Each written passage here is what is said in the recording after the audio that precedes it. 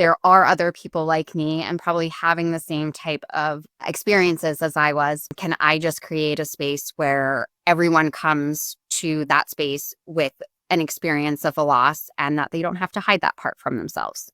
So that's where.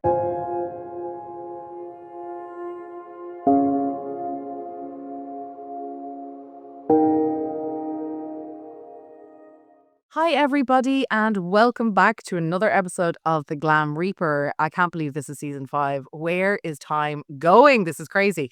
I'm Jennifer Muldowney, aka The Glam Reaper herself, and on today's episode, I am joined by Melanie, and her company is called Life and Soul. So we're going to get into it with Melanie today. Melanie, welcome.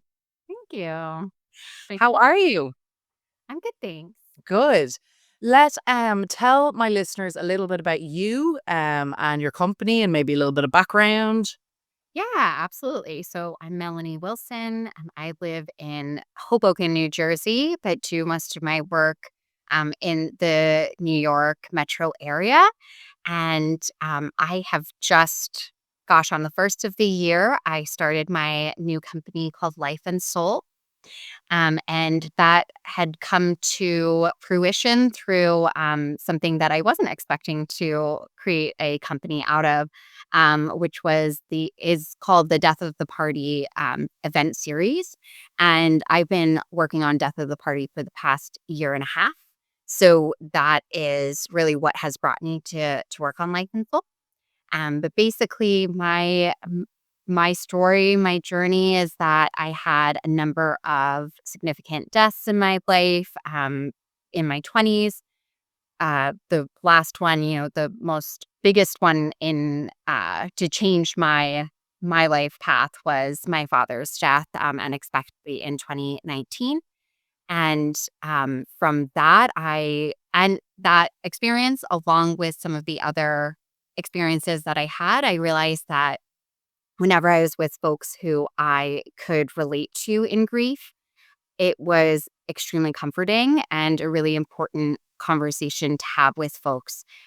Whereas with folks who didn't really understand my what grief could feel like, I definitely had some difficulties kind of being able to connect with them at least the first couple of years after my father's death.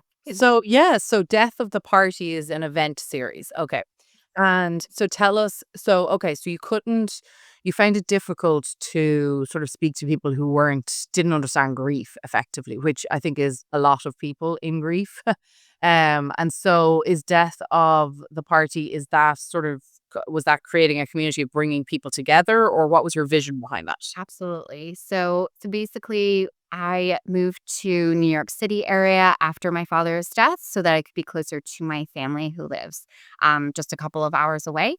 And this was actually on the cusp of the pandemic. So when we were coming out of lockdown in New York City area, or at least what we considered lockdown, because it looked so different from different parts of the world, I would go to some different events and try to make friends. And people would ask me that normal question of, are you a New Yorker? When did you move to New York? Why did you move to New York? And I found myself trying to figure out which kind of conversations I could have with people on the fly. And most of the time I did share that my father had died or someone, close to me had died. And because that is a reality that I think is important to share with folks and show that you can have that conversation. But for folks who didn't understand it, that is when kind of that conversation would fall flat, or I would start making them feel better, or they would try to make me feel better. And I was like, wow, this is a little awkward. Where can I go from here?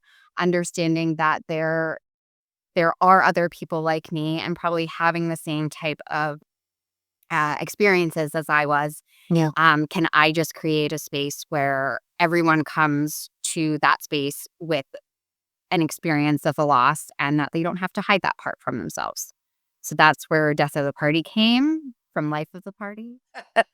And so tell us, like your first one, where did you host it? What did you do? Like, what was your first one like, I guess, versus the latest one you did? So, the first Death of the Party event was June 2023. And I hosted it at Blue Stockings bookstore down in the East Village of New York City. And I um, I am part of the LGBTQ community, and I invited the LGBTQ community as well as our allies to join. Kind of just put it out there and thought hopefully some folks will come to this mixer. There were 26 of us. Yeah, it was really a beautiful opportunity. So I did have that mixer. I set it up more as a mixer where folks weren't specifically doing an activity together. So I did actually have a few different ways that people could relate to each other in creative ways. So one of them being where I had a couple of prompts on the wall asking people to answer them on post-its, and then they could post it on the wall, so that could help people kind of have a conversation starter. I also had it where folks could show when they first came in. So I had obviously a name tag, pronouns if folks wanted to share that. And then I actually have, and I still do it at a lot of the events, is I have this sticker, this way that people can show how open they are to talking about their grief. So it is a sticker or a picture of a book. And there's a closed book, a medium, like open book, and then a fully open book to show if folks sharing their grief, or if it's kind of like, oh, proceed with caution and asking me about my grief, or I'm only open to talking about yours, so that people knew right away and didn't have to, say, oh, I'm not really feeling like I can share that part of me tonight, but I'm just here for, the community aspect of it. Yeah. And then the other activity that folks were able to do is I collect typewriters. My One of my grandmothers plopped me in front of a typewriter when I was little, Huh. and I have collected them ever since. And I bring them out for people to be able to type up different things that they're feeling about their grief.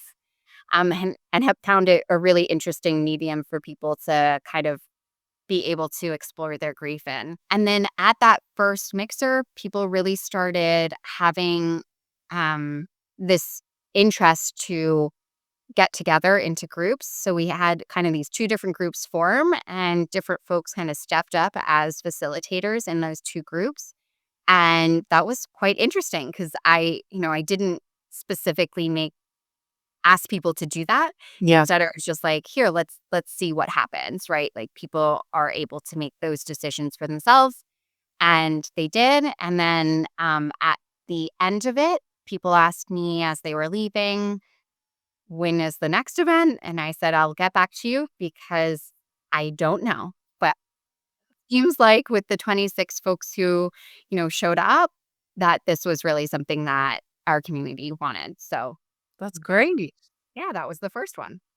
And right up to I would almost say the last one, but the latest one, what was the difference? What have you noticed? Yeah. So the latest specific Death of the Party event, it was back in just just in January. And I actually partnered with a small theater group called Payne's Plow. They're actually from the UK, and they were having a run of one of their shows called My Mother's Funeral, the show, down also in the village area. And we ended up doing a mixer and then a conversation around the theater performance as well. So actually, I don't normally always do like the prompts on the walls, but we did that for this one as well because it made I wanted people to start thinking about what things they might end up seeing in the show.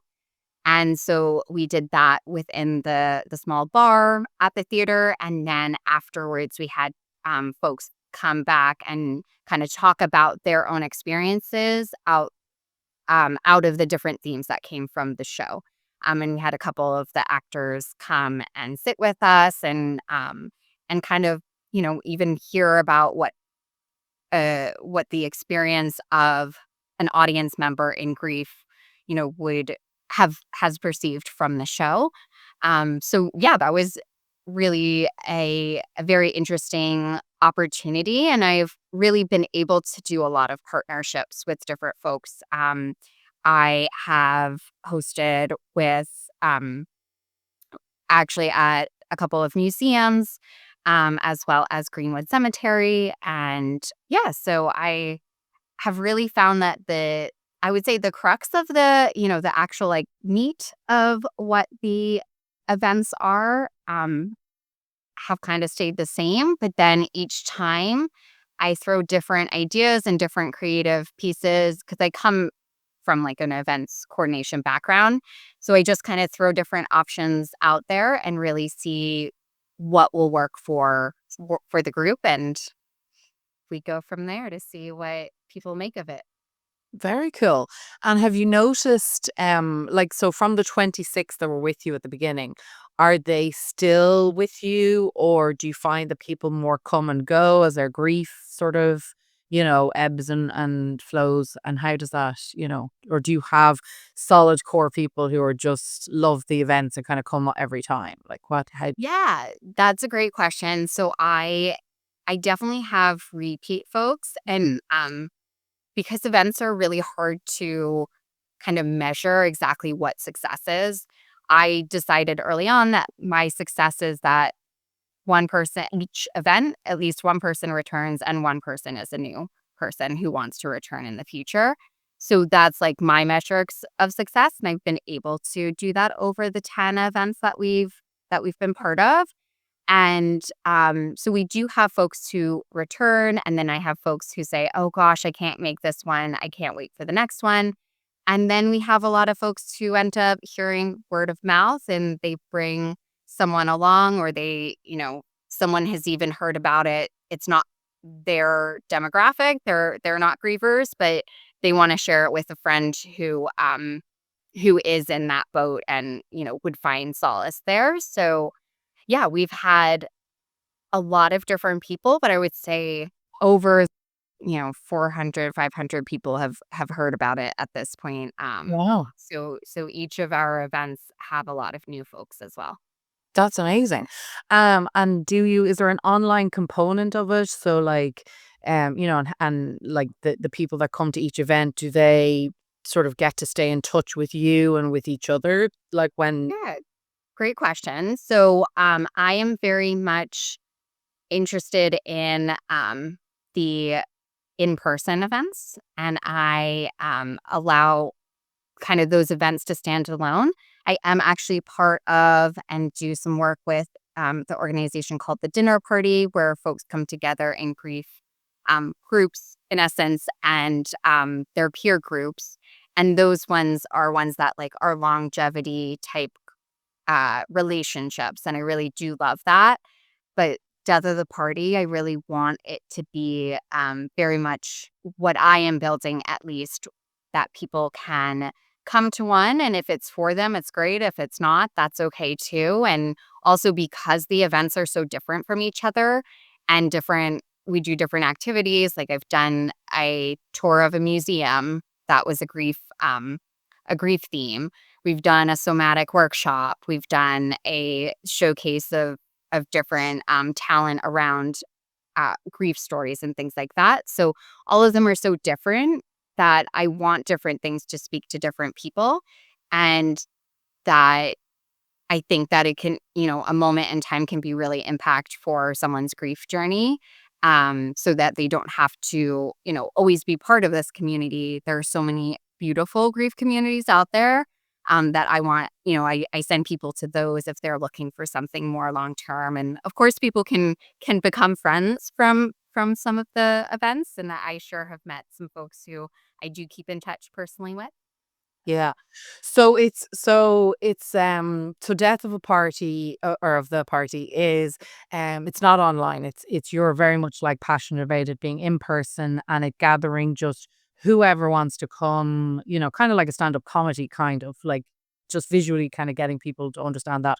So they just come along. Whereas the dinner party you just mentioned, that is like a chosen group of people who are going to sort of connect over dinner, over multiple dinners. Is that in person, not online? Okay. Absolutely, yeah, and that is also, like, based in grief, for a specific age group. The dinner parties was originally around, um, also physical tables, but then during the pandemic, they moved into a virtual space, and now it's both. So some groups meet in person, some groups meet virtually. Like, I have a group that I run that I do meet virtually, whereas I also am part of an in-person one. So those ones are very much like we just get together and have a dinner and a conversation together, whereas death of the party events are very much like you're going out to do something, specific. You're not gonna go there to specifically meet the same group of people each time. Yeah, yeah, got it. It's more like it's a little networking almost, like, or a not Yeah. really speed dating, but I have been to one or two of those, around Valentine's many years ago, where it's like I have a Juliet and somebody I have to find my Romeo. Okay, so and just out of curiosity, and then I want to move on to sort of what that's evolved into. But Yeah. do you at either of these event things, is there counselor like grief counselors or therapists there, or is that something that you're kind of you promote, you don't do or do, or yeah, just a bit about that. Yeah. So that's a great question. I truly believe in therapy and I think that it's super important. I know for me, beyond being in therapy, which I have been for my grief at different times of my life, um, just even having community and having like-minded individuals and people kind of having that experience, actually creating that community has been a really important part of my grief journey. So I specifically tell people that it is not grief therapy because I don't want folks to come there thinking that they're going to have practitioners there. I do actually have practitioners sometimes come, and I do talk with practitioners who end up, sharing death of the party with folks because they're like, here's another way that you Mhm. can honor your grief and do it in community as opposed to only just having that one-on-one or even like a group therapy type of space. Both of those are really beautiful opportunities, but this is just for people to come together Yeah, and realize that it's a human experience that yeah, isn't gonna be solved, and that's okay. yeah. No, absolutely. No, because I know it's a among the funeral space, it's an interesting topic, and I know some people are sort of very emphatic that professionals and therapists and stuff, and but coming from Ireland, the country that I come from, community is so important, and whether that's your neighbors, your friends, your family, your colleagues, I do think professional spaces are wonderful, but sometimes people A can't afford it or just don't have the time or the travel or whatever to get to a professional space. So educating the community in grief to be able to support each other in times of crisis, I think is so important as well. So it's great. So tell me a little bit about how this evolved and what is life and soul. Yeah, absolutely. So, throughout the year and a half that I've already been working on Death of the Party and having those events, I have been thinking about how else I can show up in the grief space and being grievers being my first priority when it comes to kind of who I am looking to serve. And so I in within my exploration, I actually learned about celebrancy. I had originally said to someone who I know who does do actually wedding celebrancy. I said, "Wow, I wish I could do this, but I'm not spiritual because I don't consider myself spiritual." And she helped me realize that that isn't something that I have to be in order to show the impact and importance that ceremony can be, especially for grievers. So I went through a celebrancy program, and was like, wow, okay, ceremony is impactful and I could definitely make a difference with that. And then on top of that, though, I am a project manager by day. So I was really thinking about like what else besides the events space and ceremony space can I also impact grievers on, and kind of was looking for what is a holistic opportunity that I can share. So then from celebrancy, then I started learning about what after loss services are, and then folks who are helping other folks beca- do their end of life planning. So I also went into some training on the after loss services piece. And I was like, okay, now I have like all of these different things that I've now learned that I can do for folks. Um, what do I do with this? So then I decided to create Life and Soul. And I really see Life and Soul as kind of, once again, a holistic way for to help grievers after a big loss. So I see it from, that moment that they may end up having a ceremony, because a lot of people, still have a funeral either, well, I would say right after someone's death. But I am very open to and actually want to start encouraging folks to think about how they can have different events throughout their time through grief, because don't think that it just suddenly ends. And I did a really amazing commemoration for my father of after his 5th year death anniversary, and that was extremely different than what a funeral after 2 weeks of his death looked like. And then, helping folks with the logistics of after loss services. So that's basically being a project manager and coaching someone through the things that they need to tick off in the logistical way and tactical way to help close out a legacy and estate. And I don't see myself as someone who is instead of a lawyer or a financial planner. Instead, I see that I'm kind of the person who helps with those details and make sure that those folks are going to be able to work with someone that they can trust, from my network, as well as kind of helping make sure that things don't fall through the cracks.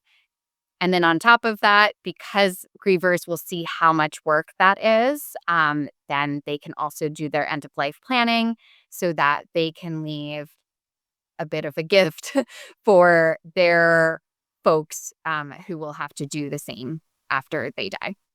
Okay, very good. So, okay, so Life and Soul is so you're a celebrant, Yes.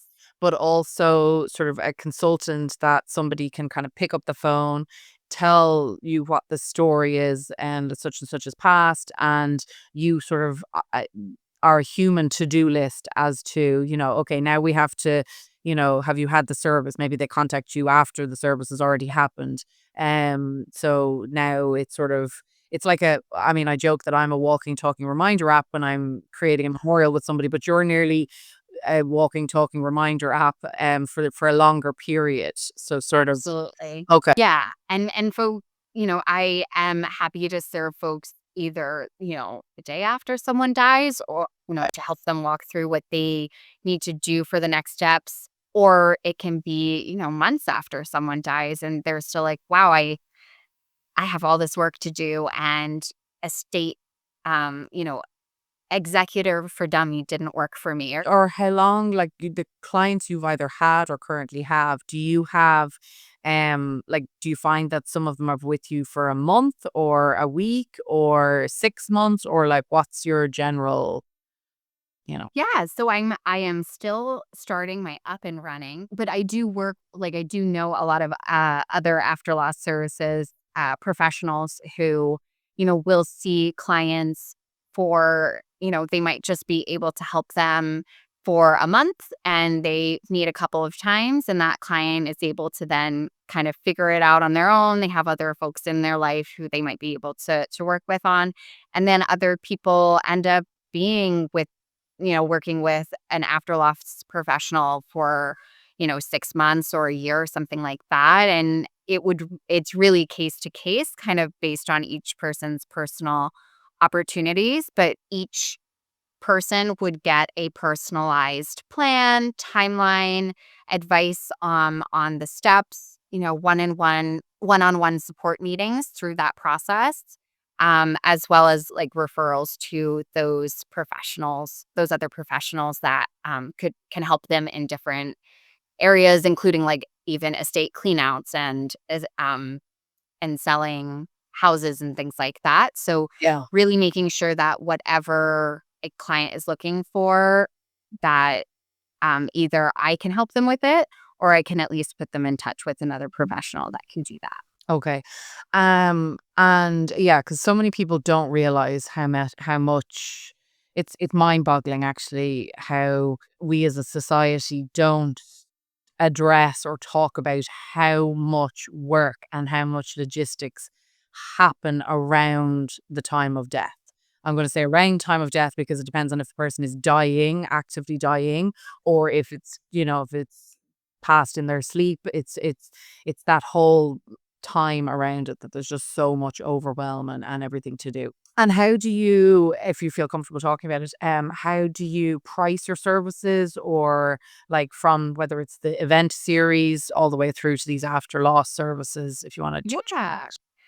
Yep. So the after loss services as well as end of life planning, and I mean, I would say actually all of them are pretty customized, like depending on what we're looking at, right? So if I'm working on a death of the party event, um, if I'm doing it with a partner and they say, okay, we're doing all of the marketing, we're doing this, that, and the other thing, and we want you to come in and do something with your typewriters or do something, do a talk or something like that, then that would obviously be less expensive than if, I was doing something all on my own. But a lot of the events, I mean, I haven't made a ton of money on the events at this point because they really come out of the passionate side of me and wanting to see kind of how it works.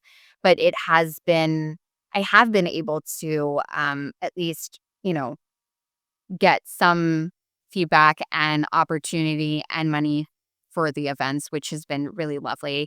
And then with the professional side, so for celebrancy as well as after loss and end of life, those are package based, but also can be personalized based off of what someone's looking for. So once again, if I'm doing a funeral, that might be one price, but then if someone were to say like, you know, additionally, we would like to do ashes scattering ceremony or something like that, then it would be something else on top of that. Okay. Okay. And all of these prices and things are available on your website. You do have a website, right? No. Yes, I do have a website, but I don't have prices out because it I would love to talk to folks beforehand so that I can, make sure that we're looking at we're looking at their needs holistically before they decide like, yes, this works for me or no, it doesn't. Gotcha. Okay. So it's a price, it's a case by case basis. Yeah. For the after law stuff. Okay. Okay, very good. Well, yeah, definitely check out the website. Just as a question, do you guys are you specifically I don't want to say targeting is the wrong word, but are you specifically for the LGBTQ plus community or it doesn't matter? It is a queer owned and operated business, one person at this point. But I do offer services to all. I'm happy to work with anyone. But I definitely want my LGBTQ community to know that we are a queer business. Okay, very good. Well, thank you so much for all this information. We will leave all the links and all the good stuff down below, and hopefully people will reach out if they have any questions or anything or want to join your parties. Let us know definitely when the next one is, and we will either try and attend or between the travels between Florida and New York, I'm not sure I can, but we'll definitely see what we can do. And you never know, maybe we could do a death of the party down in Florida too. But yeah, we're happy to help, and yeah, we wish you the best of luck. I mean, it's 6 weeks old, so maybe we'll have you back in season 6 or 7, and you can tell us how it's grown. So Yeah, that would be awesome. brilliant. Well, thank you so much for joining us, Melanie. Thank you.